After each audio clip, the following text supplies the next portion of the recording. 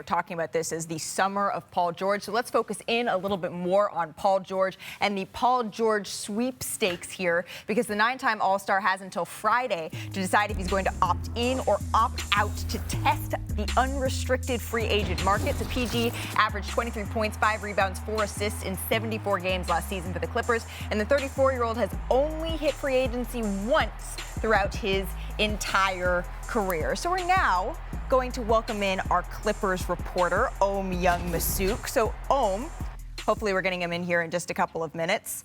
We're having a couple of issues communicating with our audio department now, so I'm just going to talk to you a little bit about this. Oh, here he is there. Ohm, thank you so much for joining us here on NBA Today. Where do talks currently stand between the Clippers and Paul George as the clock keeps ticking down toward the opt-in deadline?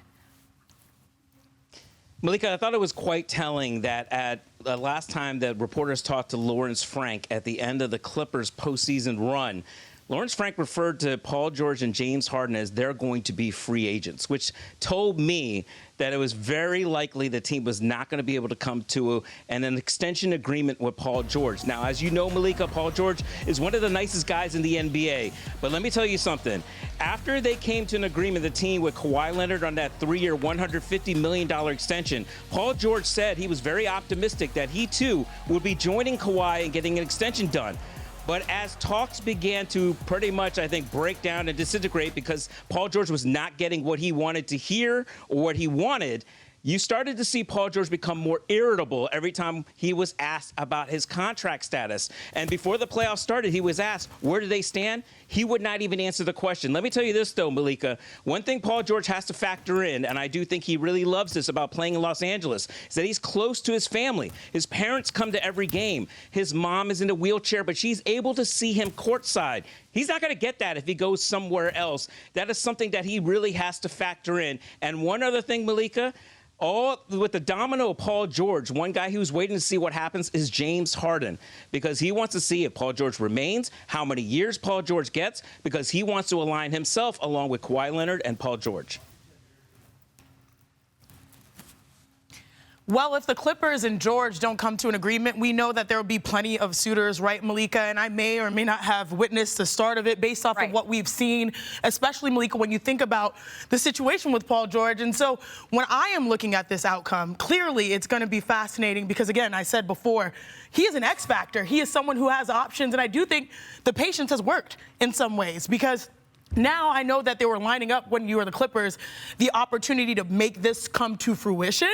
But the fact that he's been patient, I think this will serve him because if you think about the Clippers lineup, he probably was one of the most consistent out there overall. And he was someone that really just his game is very complimentary. So not only is he attractive to the city that he's currently in, he's also very attractive to every other destination. So to me, that is a major win-win overall. And I think, you know, now that we're thinking about the Clippers side of things and Paul George, should we think about another side? Right. And so we need to think about who potentially could be interested, could be suitors here for Paul George. So I want to bring in our reporter, Tim Bontemps, into the conversation, who covers all things Philadelphia. Tim, do you believe that the Sixers are positioned to go all in on Paul George?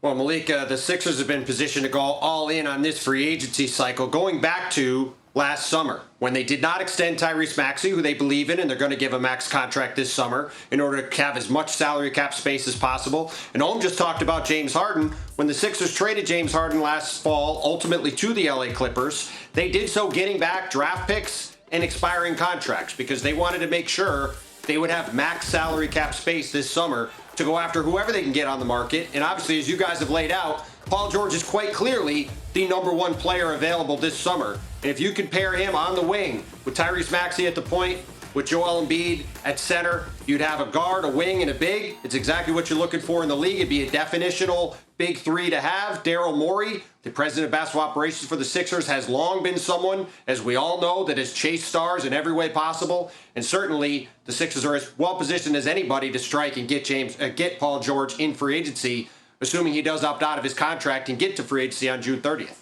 interesting because, you know, we all saw when Joel Embiid joined our NBA countdown set during the NBA Finals. Paul George was also on the set, that little side eye that he gave. So I don't know if that's where things maybe started there. But, Tim, another team that has been in the East that was kind of knocking on the door, the one who sent the Sixers home packing, the New York Knicks. New York has plenty of trade chips to sort of push in if they want to. How aggressive can they be in going after a guy like Paul George?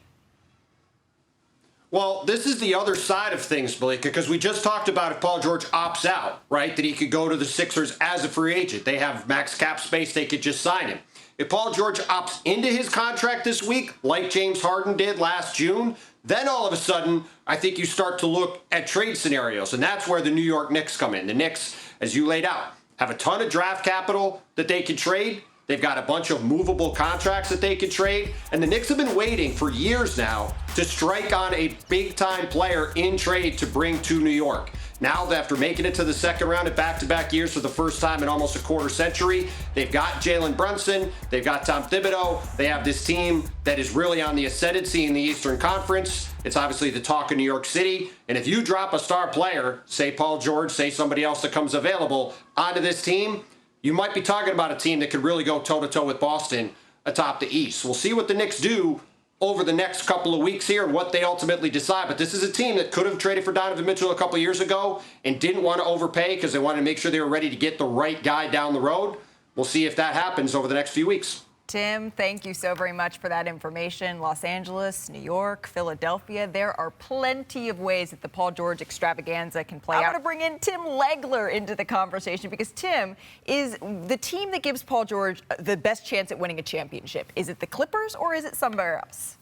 Yeah, look, I think it is probably Philadelphia because you're talking about maybe the most dominant offensive individual scoring force in the league in Joel Embiid, another legitimate star in Tyrese Maxey who's about to get his max deal himself. Paul George certainly represents a major upgrade for the Philadelphia 76ers at that spot now that Tobias Harris is finally off the books. But here's the thing, if you're Paul George, you've got to ask yourself a couple of questions in that situation. One, are you going to be left carrying an unfair burden at the end of the season if Joel Embiid is once again hobbled in the playoffs? And if that's the case, you now become a guy that's looked at as the savior to bail them out if you get to the postseason in a very difficult town to do that in. There's an immense amount of pressure when you play in the playoffs in Philadelphia. Media scrutiny, fan scrutiny, you name it. That city is desperate for an NBA title, and so many different things have gone wrong for them in the Joel Embiid era. Once they get to the postseason, Paul George would be the guy that everyone would look at as getting them through that hurdle, closing the gap with the Boston Celtics. And with Joel Embiid's health history, you don't know what that's going to look like at the end of the year. And then how does that experience play out for Paul George? I think there's a lot of things to consider there for him. I do have to wonder, Shanae, being teammates with James Harden, who was on the Philadelphia 76ers, if he has said anything to PG about what his experience was like there, if that swayed one way or another. To me, I think it's more about what PG brings to the table. And I'm looking at these three teams, the Clippers, the Knicks, and the Sixers, and I look at it as a puzzle. And he is a piece that can fit probably best, per se, when it comes to Philly, in my opinion. They need someone else that can carry a load, that is excellent off ball. His skill set is very different than Tyrese Maxey and Joel Embiid. You feel like that three dynamic all over the court would bring something that they have been waiting for versus the Knicks. Do you really need another off-ball creator when you have a heavy ball-dominant guy in Jalen Brunson? Right. And then you've just seen, like, we picked the Clippers at the start of the year. Yeah. And it feels like, you know, we were let down in some ways. Sometimes that repeat gets old, and so I do see Philly as a place that maybe it's a fresh start, he can be his best self, and he can win. And I think what's concerning if you're the Los Angeles Clippers is you look at Paul George and Kawhi Leonard, and they played the most games they have played in a Clippers uniform. They were healthy for most of the season. They were able to be out there, and still, when it came down to it, Kawhi Leonard, he missed several games in the first round, and they ultimately were sent home by Luka Doncic in that first round. That's not what they want. But they're also looking at opening this huge, big, expensive arena coming up here. And they want stars and a good team where fans are going to want to come out and see that. So they have a decision to make, too, on how much they want. He's sitting cozy on his couch right now. Exactly. I'm on